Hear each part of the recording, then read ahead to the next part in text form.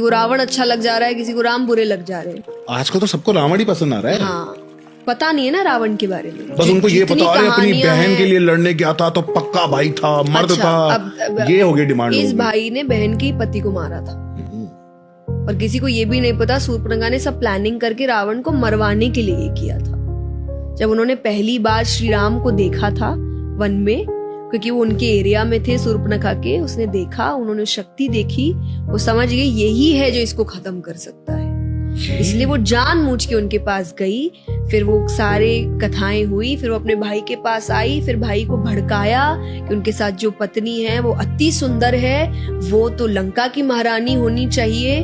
तो वो एक तो बहन के कोई बदले के लिए गया नहीं था, उसे था अपने लंका को और शानदार बनाना, वो शानदार सुंदर रानियों से बन सकता है, तो वो इन चीजों के लिए गया। दूसरा, ये भी अगर किसी को नहीं पता है, he was a rapist, please go and read about it. उन्होंने एक अप्सरा का बलात्कार किया था जिनसे उनको श्राप मिला था, जिससे लोग कहते हैं ना कि मुझे रावण जैसा व्यक्ति चाहिए जिसने सीता माँ को हाथ नहीं लगाया। हाँ, आजकल तो यही बोलते हैं ना, क्योंकि वो लगा नहीं सकता था। हाँ। उसको श्राप मिला था कि अगर बिना इच्छा से किसी भी स्त्री को छुआ तो उसके 100 टुकड़े हो जाएंगे।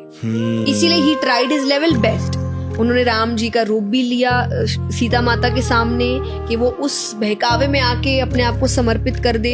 उन्होंने ये भी अफवाह फैलाई कि राम जी तो मर गए हैं युद्ध में, हाँ। कि अब बेचारी हार के अपने आप को समर्पित कर ले, पर अपनी मर्जी से एक बार समर्पित हो गई तो हो गई मेरी। तो ये बातें लोगों को पता नहीं है, पढ़ते नहीं है, तो उनको गलत चीजें सही लगने लग जाती है और सही चीजें। बट देन भी से कलयुग आ रहा है। एक और बात बोलते हैं लोग कि राम जी तो वन में थे, तो वो जब शूर्पणखा आई थी, वो जो हिरण था, हिरण का क्या करने गए थे? शिकार तो करने गए थे? जी नहीं, उन्होंने कहा था मैं अयोध्या लेके जाऊंगी, इतना सुंदर है सीता माता ने। फिर जब वो बहुत देर तक नहीं आया तब राम जी समझ गए थे कि ये हिरण नहीं है, इसीलिए उन्होंने एंड में तीर चलाया, समझने के बाद कि ये हिरण नहीं है, ये कुछ मायावी है।